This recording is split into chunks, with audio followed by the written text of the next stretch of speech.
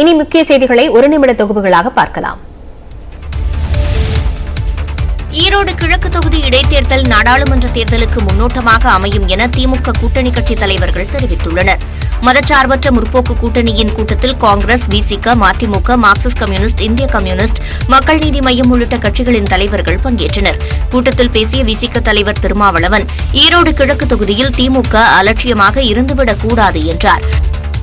இந்த ஈரோடு கிழக்கு சட்டமன்ற தொகுதியின் வெற்றி உறுதி செய்யப்பட்டுவிட்டது என்கிற எண்ணத்திலே நாம் இருந்துவிட்டால் இந்த தொகுதியிலே நாம் வெற்றி வாய்ப்பை இழப்பது நமக்கு தேசிய அளவிலே தாக்கத்தை ஏற்படுத்தும். தொடர்ந்து பேசிய மதிமுக பொதுச் செயலாளர் வைகோ, மு.க. ஸ்டாலின் தலைமையில் தேசிய அளவில் கூட்டணி உருவாக வேண்டும் என்றார். மாண்புமிகு தளபதி ஸ்டாலின் அவர்கள்தான் இந்தியாவுக்கு வழிகாட்டக்கூடிய வகையில் அவர்கள் ஒரு அடையாளத்தை காண்பித்திருக்கிறார். இதனை அடுத்து பேசிய மார்க்சிஸ்ட் கம்யூனிஸ்ட் மாநில செயலாளர் கே. பாலகிருஷ்ணன், இரட்டை இலை சின்னம் கிடைத்தாலும் இடைத்தேர்தலில் அதிமுக தோல்வியடையும் என கூறினார். ஈரோட்டில் அதிமுக தேர்தல் அலுவலகத்தில் வைக்கப்பட்ட பேனரில் கூட்டணியின் பெயரை குறிப்பிடுவதில் ஏற்பட்ட குழப்பத்தால் 3 முறை மாற்றம் செய்யப்பட்டது. ஈரோடு கிழக்கு தொகுதி இடைத்தேர்தலுக்காக அரசு தலைமை மருத்துவமனை மேம்பாலம் அருகே அதிமுக தலைமை தேர்தல் அலுவலகம் திறக்கப்பட்டது. இதில் வைக்கப்பட்ட பேனரில் தலைவர்களின் படங்களுடன் ஜி.கே. வாசன், கிருஷ்ணசாமி ஆகியோரின் படங்கள் இடம்பெற்ற நிலையில் பிரதமர் நரேந்திர மோடி உள்ளிட்ட பாஜக தலைவர்களின் படங்கள் இடம்பெறவில்லை. மேலும் தேசிய ஜனநாயக முற்போக்கு கூட்டணி வேட்பாளர் என்று அச்சிடப்பட்டிருந்தது. பிறகு அதன் மீது தேசிய ஜனநாயக கூட்டணி என்று திருத்தம் செய்து ஒட்டப்பட்டது. இதைத் தொடர்ந்து இரவில் மீண்டும் புதிய பேனர் வைக்கப்பட்டது. அதில் தேசிய ஜனநாயக கூட்டணி என்பதை மாற்றிவிட்டு அதிமுக கூட்டணி வேட்பாளர் என்று அச்சிடப்பட்டுள்ளது. இந்நிலையில் டெல்லி புறப்படும் முன்பாக சென்னை விமான நிலையத்தில் செய்தியாளர் பேசிய தமிழக பாஜக தலைவர் அண்ணாமலை, பேனர் விவகாரம் குறித்து அதிமுகவிடம் தான் கேட்க வேண்டும் என்றார். NDPAங்கிறது ஏன் காலையில் இருந்துச்சு, NDA 6 மணி நேரத்தில் எப்படி மாறிச்சுன்னு நீங்க தான் கேட்கணும். NDPA நான் உருவாக்கல. சீனியர் தலைவர்கள் அதிமுகல இருந்து பேசியிருந்தாங்க. இந்த மாதிரி அவர்கள் காரணம் சொல்லியிருந்தாங்க, இந்த மாதிரி பிரிண்டிங் மிஸ்டேக் ஆயிடுச்சு. அது நீங்க அவங்ககிட்ட தான் கேட்கணும். நீங்க அவங்ககிட்ட தான் கேட்கணும், எங்கிட்ட கேட்க கூடாது. நீங்க யார் பேனர் வைத்தார்களோ அவங்கள கேட்கணும். இடைத்தேர்தலில் பாஜக நிலைப்பாடு குறித்து இன்று தெரியவரும் என்றும் அண்ணாமலை தெரிவித்தார். ஈரோடு கிழக்கு தொகுதி இடைத்தேர்தலில் திமுக கூட்டணி வெற்றி பெற வேண்டி ஹோசூர் கோட்டை மாரியம்மன் கோயிலில் 3000 பேருக்கு பிரியாணி விருந்து வைக்கப்பட்டது.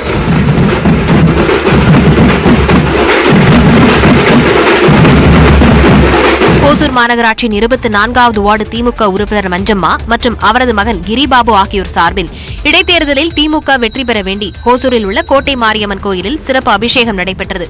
இதன் தொடர்ச்சியாக 100க்கும் மேற்பட்ட கிடாக்கள் வெட்டப்பட்டு சுமார் 3000 பேருக்கு பிரியாணி விருந்து வைத்து நேர்த்திக்கடன் செலுத்தினர்.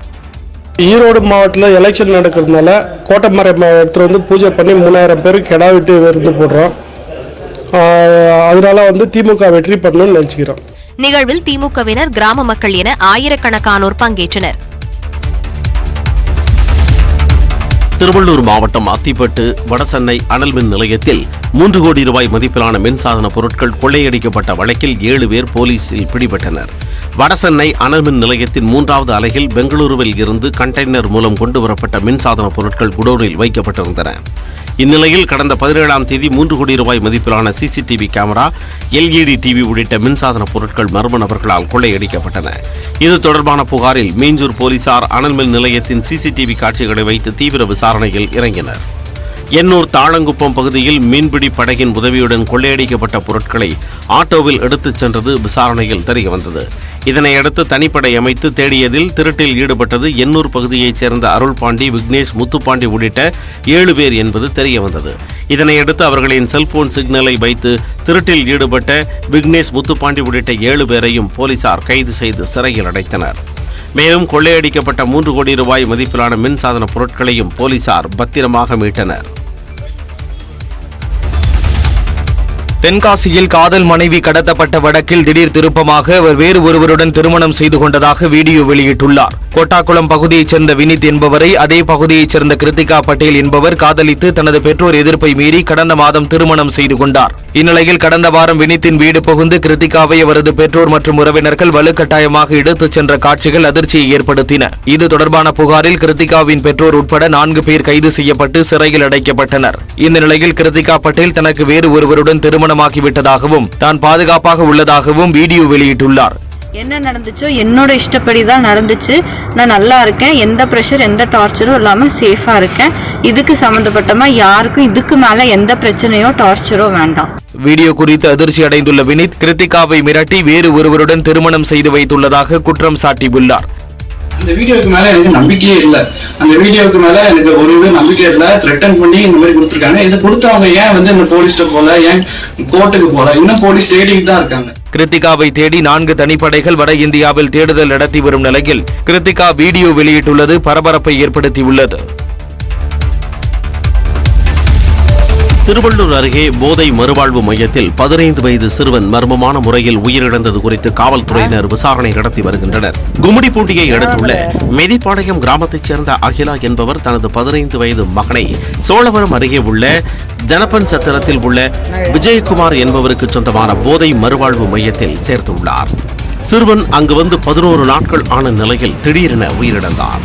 சிறுவனின் உடலில் தோள், இடுப்பு உள்ளிட்ட இடங்களில் தழும்புகளுடன் காயங்கள் இருந்ததால் அடித்து கொலை செய்யப்பட்டாரா என சந்தேகம் இருப்பதாக தாய் அகிலா காவல் நிலையத்தில் புகார் அளித்தார். இதையடுத்து அந்த மையத்தில் நேரில் ஆய்வு செய்த காவல்துறையினர் அங்கிருந்த 15 பேரிடம் விசாரணை நடத்தினர். அப்போது தங்களை அடித்து துன்புறுத்துவதாக அவர்கள் வாக்குமூலம் அளித்துள்ளனர். இதனிடையே சிறுவனின் பிரேத பரிசோதனையின் முடிவில் மரணத்திற்கான காரணம் தெரியவரும் என காவல்துறை தரப்பில் தெரிவிக்கப்பட்டுள்ளது. நாமக்கல் மாவட்டம் ராசிபுரம் அருகே வளர்ப்பு நாய்க்கு வளைகாப்பு நடத்தி அசத்தியுள்ளனர் உரிமையாளர்கள். குச்சிக்காடு பகுதியைச் சேர்ந்த கட்டிட தொழிலாளி ரமேஷ், இவர் பைரவன், பைரவி என 2 நாய்களை வளர்த்து வருகிறார். நாய்களை பெற்ற பிள்ளைகளைப் போல் வளர்த்து வரும் ரமேஷ் குடும்பத்தினர் பைரவி நாய் கர்ப்பமாக இருப்பதை அறிந்து வளைகாப்பு நடத்த திட்டமிட்டனர். உறவினர்களுக்கு அழைப்பு விடுத்த நிலையில் பூச்சூடியும் வளையல் அணிவித்தும் வளைகாப்பு நடத்தினர். பைரவி நாய்க்கு தலைவாழை இலையில் கலவை சாதமும் வழங்கினர். வளையல் எங்களுக்கு குழந்தைங்க இல்லாம கிட்டத்தட்ட 6 வருஷம் ஆகுதுங்க. அதுக்கு பண்ணா அது ஒரு புண்ணியமா இருக்கும்ல, அப்படி நாங்க பண்ணிக்கிறோம். வளைகாப்பில் கலந்து கொண்டவர்கள் மொய் வைத்துச் சென்றனர். பைரவி நாய் மீதான உரிமையாளரின் பாசத்தை ஊரே மனந்திறந்து வாழ்த்தியது. பிரிட்டனில் தொழிற்சங்கங்களின் போராட்டம் தீவிரமடைந்திருப்பதால் அரசுக்கு நெருக்கடி ஏற்பட்டுள்ளது. ஊதிய உயர்வு உள்ளிட்ட கோரிக்கைகளை வலியுறுத்தி பிரிட்டனில் 5 லட்சத்திற்கும் மேற்பட்டோர் போராட்டத்தில் குதித்துள்ளனர். ஆசிரியர்களின் போராட்டத்தால் 85% பள்ளிகள் மூடப்பட்டன. ரயில் ஓட்டுநர்களின் வேலை நிறுத்தத்தால் ரயில் சேவைகள் கடுமையாக பாதிக்கப்பட்டன. பல்கலைக்கழக ஊழியர்கள், எல்லைப் பகுதிகளில் பணியாற்றக்கூடிய அதிகாரிகள் மற்றும் பல்வேறு துறைகளின் அரசு ஊழியர்களும் பணி புறக்கணிப்பில் ஈடுபட்டனர். போராட்டத்தில் ஈடுபட்டவர்கள் ஒன்றிணைந்து பிரதமரின் அலுவலகம் உள்ள பகுதியில் ஊர்வலமாக சென்றனர். இதனிடையே எதிர்க்கட்சிகள் போராட்டத்தை தூண்டுவதாக பிரதமர் ரிஷி சுனக் குற்றம் சாட்டியுள்ளார். We've actually given teachers the highest pay rise in 30 years. Includes a 9% pay rise for newly qualified teachers and record investment in their training and development. I am clear, and actually the party opposite would do well to say that the strikes are wrong and we should be backing our school children. வரும் நாட்களில் செவிலியர்கள், ambulance ஓட்டுநர்கள் மற்றும் விமானத்துறை ஊழியர்களும் போராட்டத்தில் இறங்க இருப்பதாக தொழிற்சங்கங்கள் தெரிவித்துள்ளன. சுப்மன் கில்லின் அதிரடி ஆட்டத்தால் நியூசிலாந்திற்கு எதிரான T20 தொடரை இந்திய அணி கைப்பற்றியது. இந்தியா வந்துள்ள நியூசிலாந்து அணி 3 போட்டிகள் கொண்ட ஒருநாள் தொடரை முழுமையாக இழந்தது. இதையடுத்து நடைபெற்ற 20 ஓவர் போட்டிகளில் இரு அணிகளும் தலா ஒரு போட்டியில் வெற்றி பெற்றன. தொடர் வெற்றியை தீர்மானிக்கும் இறுதி T20 போட்டி நேற்று அகமதாபாத் நரேந்திர மோடி மைதானத்தில் நடைபெற்றது. டாஸ் வென்று பேட்டிங்கை இந்திய அணி தேர்வு செய்த நிலையில் இஷான் கிஷன் 1 ரன்னில் வெளியேறினார். மற்றொரு தொடக்க வீரர் சுப்மன் கில் அதிரடியாக விளையாடி T20 சர்வதேச போட்டியில் தனது முதலாவது சதத்தை பதிவு செய்தார். திரிபாதி, ஹர்திக் பாண்டே ஆகியோரும் சிறப்பாக விளையாட இந்திய அணி 20 ஓவர்களில் 4 விக்கெட் இழப்பிற்கு 234 ரன்கள் சேர்த்தது. சுப்மன் கில் ஆட்டமிழக்காமல் 126 ரன்களுடன் களத்தில் இருந்தார். இதையடுத்து விளையாடிய நியூசிலாந்து அணி தொடக்கம் முதலே அடுத்தடுத்து விக்கெட்டுகளை பறிகொடுத்தது. 12.1 ஓவர்களில் 66 ரன்களுக்கு ஆல் அவுட் ஆகி 168 ரன்கள் வித்தியாசத்தில் தோல்வியடைந்தது. இந்தியா சார்பில் கேப்டன் பாண்டியா 4 விக்கெட்டுகளை வீழ்த்தினார். இந்த வெற்றி மூலம் 3 போட்டிகள் கொண்ட தொடரை இந்திய அணி 2-1 என்ற கணக்கில் கைப்பற்றியது.